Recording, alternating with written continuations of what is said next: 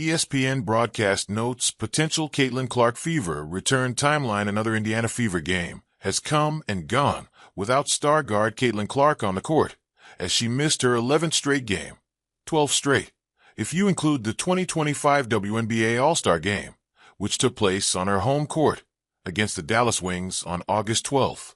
If there was any question about how badly the Fever need Clark back running their offense, Tuesday's loss served as indisputable proof. Not only is Clark an extraordinary playmaker for her teammates, but Indiana's having lost both Ari McDonald and Sydney Colson to season-ending injuries only exacerbates the Fever's need for a healthy point guard. The Fever's coaching and training staff haven't offered any clear updates about when number 22 will be returning to the court.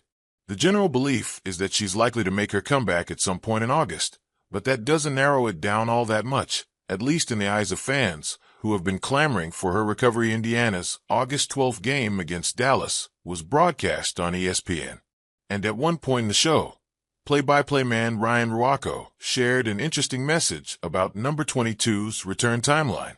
Indiana will play Washington on Friday at home, and at Connecticut, who has the worst record in the league, on Sunday. Then they have a week off before playing Minnesota twice, home, against Seattle.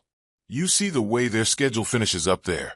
Their final regular season game will have live on our air September 9th, Ruocco said. Now, that stretch where they have the week off is where Stephanie White iterated to us today. She's hoping Caitlin Clark returns to practice.